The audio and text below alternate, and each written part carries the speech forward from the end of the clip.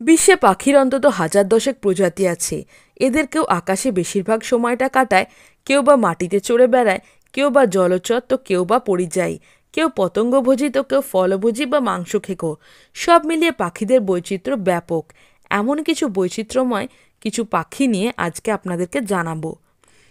দাড়িওয়ালা শকুন। দাড়িওয়ালা শকুনের কাছে পর্বত খুব পছন্দের জায়গা। ভারতের হিমালয় থেকে আফগানিস্তান, দক্ষিণে ইউরোপের আলপাস থেকে ককেসাস হয়ে জাগ্রোস পর্বতমালা, আরব ভূমি, ইথিওপিয়ার পার্বত্য অঞ্চল এবং উত্তর আফ্রিকার আটলাস পর্বতমালা, দেরেল শকুন দেখতে হলে এদের যে কোনো একটিতে গেলেই হবে। হিমালয়ের 24,000 ফুট পর্যন্ত উচ্চতায় এদেরকে উঠতে দেখা গিয়েছে। এরা 8-10টা শকুনের মতোই মৃত পশুর সন্ধানে উড়ে বেড়ায়। তবে মাংস এদের মুখ্য খাবার নয়। অন্য প্রাণীরা যখন মৃত পশুর মাংস খেয়ে শেষ করে ফেলে তখন এরা জুড়ে বসে। হাড় গোড় এদের প্রধান খাদ্য। অন্যদিকে পশু পাখি বা কচ্ছপও খুব পছন্দ। শক্ত হাড় বা কচ্ছপের খোলস ভাঙবার জন্য এরা প্রথমে অনেকটা ওপরে উড়ে যায়, তারপর সেখান থেকে হাড় বা খাদ্যবস্তুটা ফেলে দেয়। পাথরে পড়ে হাড় বা খোলস ফেটে গেলে তখন এরা নেমে আসে। ছোটোখাটো পাখি বা পশুও এরা খায়। আকারে এরা বিরাট, প্রায় 4 ফুট লম্বা। 2 ডানা মেলে ধরলে মোট বিস্তৃতি দাঁড়ায় 9 ফুটেরও বেশি। বিরাট ডানার প্রবল ঝাপটায় শিকারকে হত্যা করে অনেক সময়। এরা প্রায় বিপন্ন পাখি। প্রাচীন পারস্যের হুমা পাখির ধারণা মূলত এই দেরেল শকুনের ওপর ভিত্তি করেই এসেছে। গ্রিক পুরাণে এবং বাইবেলেও এদের উল্লেখ দেখা যায়। হোয়াইট জিন। হোয়াইট জিন দেখতে পাওয়া যায় দক্ষিণ আমেরিকার উত্তরাংশের গহীন জঙ্গলে। ওরিনকো আর আমাজন নদী তীরবর্তী ঘন জঙ্গলে বাস করে এরা। ফুটখানেক লম্বা মুরগি সাইজের পাখিগুলো ভালো করে উঠতে পারে না, তবে সাঁতারে পটু। প্রধান খাদ্য গাছের পাতা, তবে ফলমূলও খেয়ে থাকে। পাখিগুলো দেখতে মন্দ নয়, তবে হোয়াইট জিনের বিশেষ পরিচিত হয়েছে তাদের গায়ের জঘন্য গন্ধের জন্য। সেটা নাকি হুবহু গরুর গোবরের মতো। এদের হজম প্রক্রিয়াও গরুর মতো। গায়ের ভয়ানক গন্ধের জন্যই বোধ হয় হোয়াইট জিন শিকারের ব্যাপারে মানুষের তেমন আগ্রহ নেই। এদের বাচ্চাদের একটা দারুণ বৈশিষ্ট্য আছে। প্রাগৈতিহাসিক পাখিদের মতো এদের ডানার সামনে দুটো ছোট থাবা থাকে। এই দিয়ে তারা গাছ বেয়ে খুব দ্রুত ওঠানামা করতে পারে।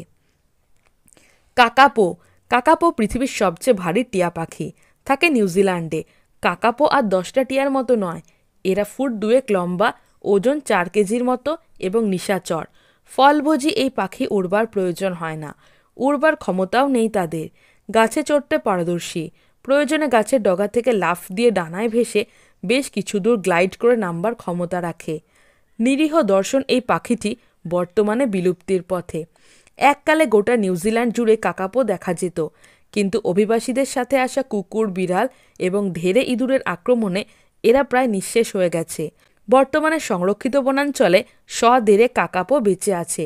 এরা বহুদিন বাঁচে। 90 বছর পর্যন্ত বাঁচবার রেকর্ডও আছে।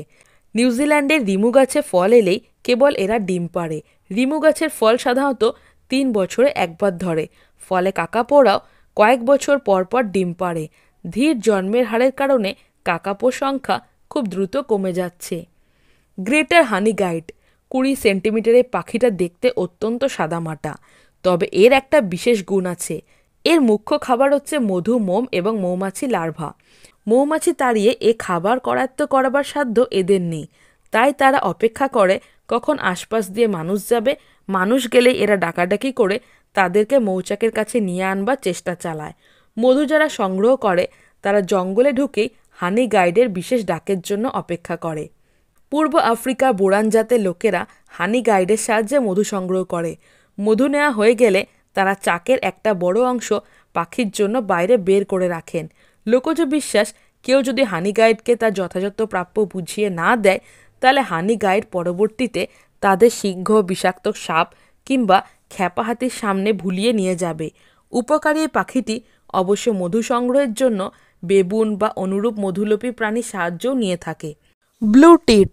ল্যাভেন্ডার বা অ্যাপেল মিন্টের মতো সুগন্ধি গাছ সাধারণত কোনো স্থানে ব্যাকটেরিয়া সংক্রমণ ঠেকানোর জন্য খুবই উপযুক্ত। বিস্তর গবেষণা করে মানুষ এই তথ্য জেনেছে। হাজার বছরের অভিজ্ঞতা শিখেছে আরেকটি পাখি ব্লু টিট। পশ্চিম এশিয়া আর ইউরোপ জুড়ে প্রায় সবখানেই 12 সেন্টিমিটারের এই ছোট্ট পাখিটি দেখা যায়। এই পাখির বাসায় প্রচুর পরিমাণে পোকা মাকড়, বিশেষ করে ব্যাকটেরিয়ার সংক্রমণ দেখা যায়। তাই পাখিগুলো ল্যাভেন্ডার বা মিন্টোর মতো সুগন্ধি গাছের পাতা কুড়িয়ে নিয়ে এসে বাসায় মজুত করে। ফলে পাখির বাচ্চা স্বাস্থ্য ভালো থাকে, বাসাও থাকে ব্যাকটেরিয়া মুক্ত। ক্যাসোয়ারি। অদ্ভুত পাখিদের কথা উঠলে ক্যাসোয়ারিদের তালিকায় রাখতেই হবে। 6 ফুট উঁচু, 50 কেজির বেশি ওজন নিয়ে ক্যাসোয়ারি নিউগিনির গহীন অরণ্যে চড়ে বেড়ায়। অস্ট্রেলিয়া ভিক্টোরিয়ার উষ্ণমণ্ডলীয় জঙ্গলেও এদের দেখা যায়। ক্যাসোয়ারি মূলত ফল পাতা খেলেও সুযোগ পেলে ছোটোখাটো প্রাণী শিকার করতে দ্বিধা করে না।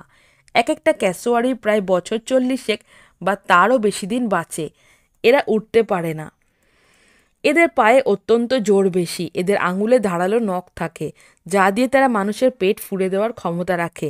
এদের জোরালো লাথি খেয়ে ওইসব অঞ্চলে অনেক আদিবাসী মারা পড়েছে বলেও শোনা যায়, যদিও মানুষের ওপরে হামলার ঘটনা অত্যন্ত বিরল। ক্যাসোয়ারির 3টি প্রজাতি আছে।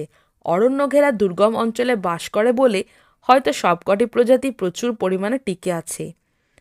Oil bird. অয়েল বার্ডের দেখা মেলে গোটা দক্ষিণ আমেরিকার ক্যারিবীয় অঞ্চলে। পাখিগুলো নিশাচর, এরা গুহায় বাস করে এবং ফলভোজী। বাদুড়ের মতো এরাও রাতের বেলায় খাবারের সন্ধানে বের হয় এবং শব্দ তরঙ্গ ব্যবহার করে উড়ে বেড়ায়। এছাড়া এরা অন্ধকারে বেশ দেখতেও পায়। গুহা বা পাহাড়ের গায়ে বড় বড় দল পাকিয়ে থাকে এরা। অয়েল বার্ডদের প্রধান খাদ্য হচ্ছে অয়েল পাম গাছের ফল। আদিবাসী ইন্ডিয়ানদের কাছে এই পাখিগুলো পরম আরাধ্য। আদিবাসীরা বাচ্চা অয়েল বার্ড থেকে বিশেষ প্রক্রিয়ায় এক ধরনের তেল বের করে নেয়। গন্ধহীন এই তেল রান্নাবান্না আর আলো জ্বালাবার কাজে ব্যবহৃত হয়। এছাড়া বন জঙ্গল শেষ করে ফেলবার কারণে অনেক স্থানে অয়েল বার্ডের সংখ্যাও কমেছে। ফ্রেন্ডস, আমি জয়িতা, আপনারা দেখছেন বুক অফ নলেজ চ্যানেল। আপনি কি খাদ্যরসিক বা ভ্রমণ প্রেমী? তাহলে নিচে দেওয়া ডেসক্রিপশন বক্সের লিঙ্কে ক্লিক করুন আর রহস্য, এডুকেশন, অ্যাডভেঞ্চার রিলেটেড ভিডিও পেতে আমার চ্যানেলটিকে সাবস্ক্রাইব করুন। ভালো লাগলে অবশ্যই লাইক, কমেন্ট আর বন্ধুদের সাথে শেয়ার করুন। তো বন্ধুরা, আজকে আমার টপিক ভালো লেগে থাকলে চ্যানেলটিকে like, comment, share and subscribe করতে ভুলো না।